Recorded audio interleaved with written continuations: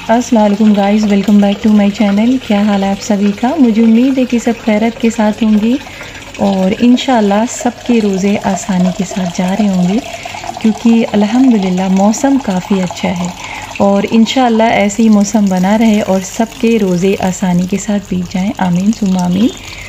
तो आज की वीडियो में मैंने कई चीज़ें बनाई हैं, लेकिन ज़्यादा हम रेसिपी के बारे में बात नहीं करेंगे, बस मैं बनाती जाऊंगी, आप देखते जाइएगा। तो आज मैं थोड़ी बहुत रमज़ान के बारे में बात करूंगी। तो ज़ाहिर है रमज़ान का महीना है, तो मेरी कोशिश है कि जब तक रमज़ान है तो जो भी मुझे अल्लाह ने इल्म दिया है मैं हर दिन अपनी हर वीडियो में कुछ न कुछ आपसे ज़रूर शेयर करूँ। तो खैर जी, रोज़े के बारे में आप सभी जानते हैं कि रोज़ा हर एक मुसलमान मर्द और औरत पे फ़र्ज़ है और हर उस बच्चे पर भी फ़र्ज़ है जो अपनी बुलूगत तक पहुंच जाते हैं, यानी कि जो बड़े हो जाते हैं। तो लेकिन बहुत सारे ऐसे लोग भी हैं जिन पे जो है उनकी मजबूरी है, जिसकी वजह से वो रोज़ा नहीं रख पाते हैं। तो उसकी बहुत सारी सूरत हाल हैं, तो एक ही वीडियो में बताना पॉसिबल नहीं है, लेकिन फिर भी कोशिश करूँगी कि मैं जो भी जानकारी है मैं उसको आप तक पहुँचाऊँ।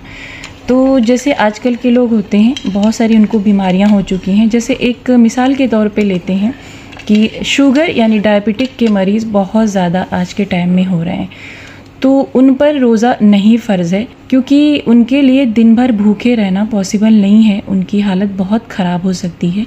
तो उनके लिए यही एक रास्ता है कि वो अपने हर एक रोज़े के बदले एक मिस्कीन को हर दिन खाना खिला दिया करें, ठीक है ना। लेकिन बहुत सारे ऐसे भी पेशेंट हैं शुगर के जिनको हैबिट है हमेशा से रोज़ा रखने की, तो वो रोज़ा रख सकते हैं। अगर उनको खुद पे यकीन है कि मैं अपना रोज़ा पूरा निभा लूँगा तो ज़रूर रोज़ा रख लें। लेकिन अगर उनको इस चीज़ का अंदेशा है कि वो बीमार हो जाएंगे, उनकी हालत बहुत ज़्यादा ख़राब हो जाएगी, तो उनके लिए यही सूरत हाल है कि वो एक गरीब को एक टाइम का खाना खिला दें। तो खैर जी, ये तो हो गई शुगर पेशेंट के बारे में बातें, लेकिन ऐसे बहुत सारे और भी रीज़न हैं। जैसे कुछ लोग सफ़र कर रहे होते हैं, यानी रमज़ान के महीने में वो ट्रैवल कर रहे होते हैं, काफ़ी दूर तक उनको ट्रैवल करके जाना होता है, तो उस हाल में भी उन पे रोज़ा उस वक्त रखना ज़रूरी नहीं है। जब उनका ट्रैवल पूरा हो जाए, सफ़र उनका ख़त्म हो जाए, तो बाद में वो रोज़ा रख सकते हैं। और इसी तरीके से प्रेग्नेंट लेडी हैं, यानी जो रमज़ान के महीने में हामला हुई हैं, प्रेग्नेंट हुई हैं, तो उस वक्त उन पर रोज़ा रखना ज़रूरी नहीं है, बाद में रोज़े की क़ज़ा है। और इसी तरीके से जिनके छोटे बच्चे हैं और वो फ़ीड कराती हैं, यानी कि दूध पिलाती हैं रमज़ान के महीने में अपने बच्चों को, और उनको ये डर है कि वो कमज़ोर हो सकती हैं, तो वो जो है अपने रोज़े की बाद में क़ज़ा कर लें। वैसे मोस्टली जो है रख सकते हैं, ये आपके ताकत के ऊपर डिपेंड करता है। और वैसे भी अगर कोई भी बीमारी आपको इस रमज़ान के महीने में हो जाती है तो और आपको तकलीफ़ बढ़ जाने का अंदेशा है, तो बाद में आप रोज़ा रख सकते हैं।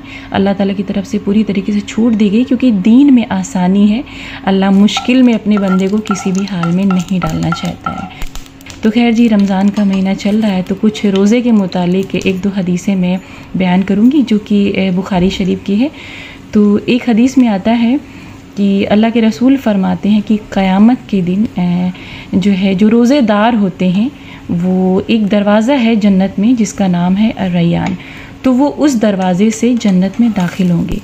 तो उनको क़यामत के दिन पुकारा जाएगा कि रोज़ेदार कहाँ हैं, तो रोज़ेदार खड़े होंगे और उसके बाद में वो उस दरवाज़े से जन्नत में एंट्री करेंगे। लेकिन जैसे वो उसके अंदर चले जाएंगे ना, तो बाकी के और लोग जो हैं जो रोज़ा नहीं रखते थे, उनको उधर से जाने की परमिशन नहीं है, यानी उनके अंदर जाते ही दरवाज़ा बंद हो जाएगा। और बुखारी शरीफ के एक और हदीस है जिसमें रसूलुल्लाह सल्लल्लाहु अलैहि वसल्लम ने फरमाया कि जब आप रोज़े से हों, यानी रोज़ा रखे हों, तो आप अपनी ज़बान से कोई भी गलत बात ना निकालें और कोई भी फहश बात, यानी कि कोई भी गलत चीज़ ना करें। और अगर आपको कोई गाली गलौज करता है या आपसे कोई लड़ाई झगड़ा करता है, तो आप उससे 2 मरतबा यही कह दीजिए कि मैं रोज़े से हूँ और अभी इस चीज़ के बारे में हम बात नहीं कर सकते। तो खैर जी, रोज़े के मुतालिक ऐसी बहुत सारी हदीसें हैं जिसको इंशाअल्लाह मैं आगे आपको ज़रूर बताऊंगी। और एक बहुत ही खूबसूरत सी बात है और बहुत ही खुश होने वाली बात है कि अल्लाह ताला कहते हैं कि जो रोज़ेदार होता है ना, अगर वो चाहे तो वो छिप के खाना खा सकता है, पानी पी सकता है, लेकिन उसको मुझसे इतनी मोहब्बत होती है ना कि वो जो है अकेले तन्हाई में बैठकर भी नहीं तोड़ता अपना रोज़ा। तो अल्लाह ताला को अपने बंदे की ये अदा बहुत पसंद आती है और वो कहता है कि मैं बेशक इसका अज्र क़यामत के दिन ज़रूर दूँगा। लेकिन साथ ही साथ मैं आपको ये भी बताना चाहूँगी कि अगर आप रोज़ा रखते हैं लेकिन नमाज़ नहीं पढ़ते हैं तो ये बहुत ही अफसोस वाली बात है। और मैं आपसे ये कहना चाहती हूँ कि नमाज़ शुरू कर दीजिए। आम दिनों में नहीं पढ़ते हैं उसमें भी आपकी माफ़ी नहीं है, और रमज़ान में तो ज़रूर नमाज़ पढ़िए, क्योंकि उसके बिना फिर आपका रोज़ा किस काम का। तो अल्लाह ताला हर एक नेकी का बदला क़यामत के दिन देंगे, लेकिन फिर भी जितने भी फ़राइज़ हैं उसको आपको अंजाम देना चाहिए। तो चलिए जी, ये तो हो गई दीन की बातें। अब आ जाते हैं दुनियादारी की तरफ। तो यहाँ पर बहुत सारी चीज़ें मैं बना रही थी और आई होप कि आप सभी बनाते होंगे। बहुत ही सिंपल है। तो इतने सारे जो एहतमाम होते हैं ना, तो यहाँ पर देखिए ग्रीन टी तो मैंने सुना था, लेकिन आज मुझे लग रहा था कि रेड टी ये लग रही है। तो खैर जी, इतने सारे एहतमाम मैं बच्चों के लिए करती हूँ, क्योंकि अल्हम्दुलिल्लाह मेरे दोनों बच्चे रोज़ा रखती हैं और अल्लाह ताला उनको 30 रोज़ा नसीब करे। तो इस साल इनका जो है तीसरा साल है। तो जब कोरोना था तो उस टाइम मुझे बहुत अच्छा मौका मिला था, स्कूल बंद थी तो मैंने उनकी हैबिट डलवा दी थी। तो इस तरीके से जो है ये तीसरा साल है और मैं उन्हीं के लिए इतनी सारी मेहनत करती हूँ, क्योंकि रोज़ा रख के इतनी सारी चीज़ें बनाना पॉसिबल नहीं है फ़िलहाल मेरे लिए। और वैसे चॉपिंग वगैरह अमानत कर देती हैं तो आसान हो जाता है, लेकिन बहुत सारे ऐसे काम होते हैं ना जिसमें जो है आपको ही लगना पड़ता है। तो फ़िलहाल यहाँ पर मैं शाही टुकड़ा बना रही थी और बहुत ही खूबसूरत लग रहा था दिखने में। अच्छा, मैं आपको एक चीज़ और बताती चलूँ कि जब भी मैं वीडियो डालती हूँ ना, तो वो एक दिन की बात की रहती है या फिर उसी दिन की रहती है, लेकिन फ़िलहाल जो भी खाना बनाई रहती हूँ मैं, वो खाने के बाद ही मैं वीडियो अपलोड करती हूँ। तो फ़िलहाल जो भी यहाँ पर मैं बना रही थी इतना टेस्टी बना था ना, मैं आपसे ये कहूँगी कि एक बार ज़रूर रमज़ान में ट्राई करिएगा। और बहुत ही इजी था। तो सुबह जब मैं कुरान की तिलावत कर रही थी तो मैं खोया बना रही, क्योंकि खोया बनाना मेरे लिए बहुत मुश्किल काम लगता है। तो अल्हम्दुलिल्लाह ये डन हो चुका था और बेहद ही खूबसूरत लग रहा था। और यहाँ पर मैंने 3 लेयर बनाई थी। तो फ़िलहाल जी अमानत यहाँ पर चॉपिंग करनी थी, चॉपिंग भी डन हो चुकी थी। तो फ़िलहाल मैं ब्रेक ले लेके खोया बना रही थी। और सुबह के टाइम जब मैं कुरान की तिलावत करती हूँ तो मैं एक लगातार बैठ के नहीं करती हूँ, बल्कि बीच बीच में मैं ब्रेक भी लेती हूँ। तो उस वक्फे में मैं या तो थोड़ा सा लेट लेती हूँ या फिर थोड़ा सा मैं छोटे मोटे जो भी काम है वो कर लेती हूँ। तो जब सहरी करती हूँ ना, तो उसके जस्ट बाद मेरे काम स्टार्ट हो जाते हैं यहाँ पे। यानी जो भी बर्तन फैले होते हैं वो सब मैं समेटती हूँ। पहले तो थोड़ा सा मैं फ्रीज़ की क्लीनिंग कर लेती हूँ, यानी जो भी खाना है जो भी बचा उसको छोटे बर्तन में रखती हूँ और फिर उसके अंदर डाल के थोड़ी सी उसकी क्लीनिंग कर लेती हूँ। और उसके बाद मैं पूरा काउंटर क्लीन करती हूँ और बर्तन मैं समेट देती हूँ। तो इस तरीके से जो है मेरा काम आसान हो जाता है। तो फ़िलहाल मैंने जो है पर डे का अपना एक मोटिव बनाया है कि मुझे हर दिन इंशाअल्लाह 5 पारा ज़रूर ख़त्म करना है। तो इस तरीके से मैं ब्रेक ले लेके अपना पूरा पढ़ती हूँ। तो आप लोग भी दुआ कीजिएगा कि जो भी मैंने अपना टारगेट बनाया है उसमें मैं कामयाबी हासिल करूँ इंशाल्लाह। और आपसे भी यही कहना चाहूँगी कि कुरान की तिलावत जितना हो सके उतना करिए, लेकिन सही अल्फाज अदा करिए। यानी जो भी हुरूफ की अदायगी है उसको सही अदा कीजिए। और इस चक्कर में बिल्कुल ना पड़िए कि हाँ बहुत ज़्यादा पढ़ लें, क्योंकि जब तक आप हुरूफ की अदायगी नहीं करेंगे आपको उस तरीके से सवाब नहीं मिलेगा। तो अल्हम्दुलिल्लाह हमेशा की हैबिट है सुबह शाम तिलावत करने की, तो इतना मुश्किल नहीं लगता है। तो इस वक्त सिर्फ मैं कुरान की तिलावत करती हूँ, सूरह यासीन करती हूँ। और ट्रांसलेशन के साथ मैं नहीं पढ़ रही हूँ, क्योंकि ट्रांसलेशन के साथ तो मैं रोज़ पढ़ती हूँ, लेकिन अभी रमज़ान में सिर्फ मैं पारा ख़त्म कर रही हूँ। तो जैसे आम दिनों में मैं मगरिब के बाद भी तिलावत करती हूँ, लेकिन अभी जो है नहीं कर पा रही हूँ, क्योंकि सहरी के टाइम उठे हुए होते हैं और फिर दिन में एक मरतबा भी मुझे नींद नहीं आती है। डायरेक्ट मैं इशा की और तरावी की नमाज़ पढ़ के सोती हूँ। तो तरावी से एक बात मुझे याद आया कि तरावी की नमाज़ कुछ लोग 20 रकात पढ़ते हैं, कुछ लोग 8 रकात पढ़ते हैं। तो दोनों ही सही है, क्योंकि जितने भी फ़र्ज़ नमाज़ें हैं उसके बाद जितने भी नवाफिल हैं वो आप जो है कम भी पढ़ सकते हैं, ज़्यादा भी पढ़ सकते हैं। तो ज़रूरी नहीं कि आप 20 ही पढ़ें। तो फ़िलहाल मैं 8 पढ़ती हूँ, क्योंकि 8 भी अगर आप पढ़ते हैं ना तो कोई गुनाह नहीं है, क्योंकि अल्लाह ताला को वो अमल ज़्यादा पसंद है जो थोड़ा हो लेकिन उस पर हमेशगी कायम हो सके।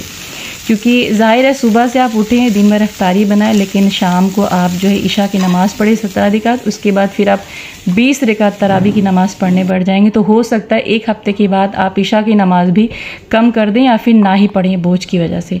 तो इसीलिए यही कोशिश हमारी रहती कि मैं उतना अमल करूं जो मुझे मुश्किल ना लगे और मैं हमेशा उसको कर सकूं। तो फ़िलहाल जी अभी जो है ज़ोहर की नमाज़ हो चुकी थी, मैं थोड़ा सा आराम कर रही थी और फिर दोबारा मैं यहाँ पर आ गई। तो जिस दिन मुझे व्लॉग बनाना होता है तो उस दिन मेरा कोई टाइम फिक्स नहीं रहता कि मैं किचन में कब जाऊँगी। यानी पारा ख़त्म करने के बाद जो भी थोड़ा मोड़ा काम है उसको करने के बाद मैं किचन में आ जाती हूँ और फिर मेरी तैयारी स्टार्ट हो जाती है।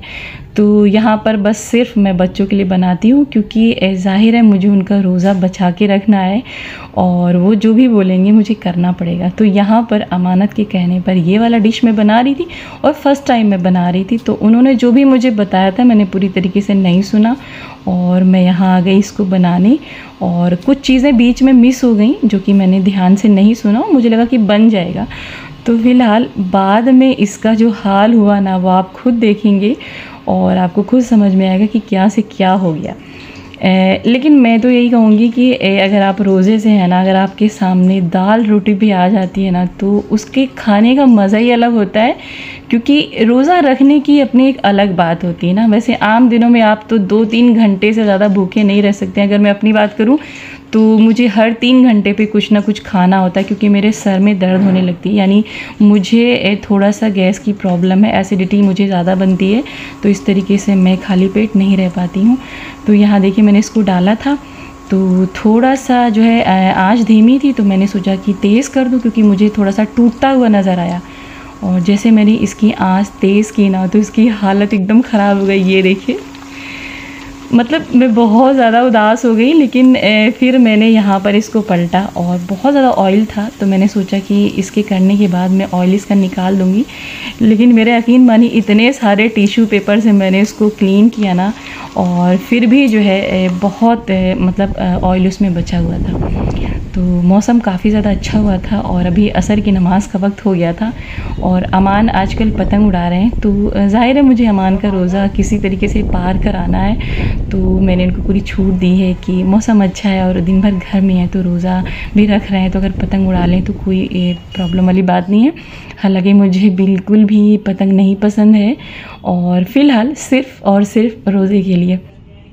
तो बस आप लोगों से एक गुजारिश है कि प्लीज़ मेरे बच्चों के लिए दुआ करिएगा कि पूरा वो इंशाल्लाह अपना रोज़ा रखें। और आप सभी बच्चों से मैं कहना चाहूँगी जो भी मेरी वीडियोस को देखते हों कि अगर आपकी उम्र तकरीबन 15 साल की हो गई है या फिर 12-13 साल के भी बच्चे रोज़ा रख सकते हैं अगर वो चाहें तो इस टाइम तो मौसम काफ़ी ज़्यादा अच्छा है, तो आप रोज़ा रख सकते हैं। और कुछ बच्चों की स्कूल की तो छुट्टियाँ भी चल रही हैं, तो रोज़ा ज़रूर रखिए, क्योंकि हम लोग बचपन में तो शौक़ में रखा करते थे। मुझे याद है मैं जब छोटी थी तो मैं तो ज़िद में रोज़ा रखा करती थी। और इवन शादी के बाद जब मेरे एग्ज़ाम चलते थे, जब मेरा कॉलेज टाइम चल रहा था, तो मेरे पापा जो है मुझे मना करते थे कि बेटा पढ़ाई चल रही है तो रोज़ा मत रखो, लेकिन मैं जो है कहती थी नहीं मुझे रोज़ा रखना है। और उसका एग्ज़ाम से क्या ताल्लुक़ है। बेशक अगर आप भूखे हैं तो पढ़ाई पर इफ़ेक्ट पड़ता है, लेकिन एक चीज़ हमेशा याद रखिए कि अगर आपने अल्लाह को राज़ी किया ना तो सब कुछ आपका, यानी एक बार अगर वो खुश हो गया ना तो सब कुछ आपका। जो आप चाहते हैं वो भी मिलेगा, जिसके बारे में आपने गुमान भी नहीं किया ना वो भी मिलेगा। तो फ़िलहाल जी यहाँ पर ये सारा फैल गया था, तो मैंने सोचा कि कुछ और इसके ऊपर करती हूँ, क्योंकि दिखने में अच्छा नहीं लग रहा था। तो बस मैंने कोकोनट पाउडर लिया और इसके ऊपर फैला दिया। अच्छा, जब मैं इसको कर रही थी ना तो मुझे ख्याल आ रहा था कि चाहे खाना ख़राब हो जाए या फिर आपकी ज़िंदगी में कोई प्रॉब्लम आ जाए, तो आपको अपने सूझबूझ से उसको सही करना आना चाहिए।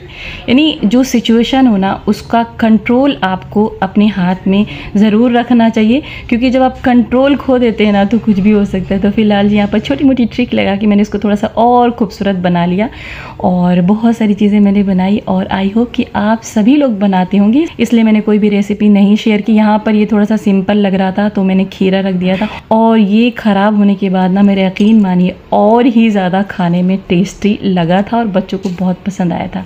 और हम तो बस देखते ही रह गए और दोनों ने उठा के सब खत्म कर दिया खा के। तो गाइज़ ये थी मेरी आज की वीडियो, आई होप कि आपको पसंद आई होगी। तो मिलूंगी एक नई वीडियो के साथ, तब तक अपना ख्याल रखें, मुझे अपनी दुआओं में याद रखें। अल्लाह हाफिज़।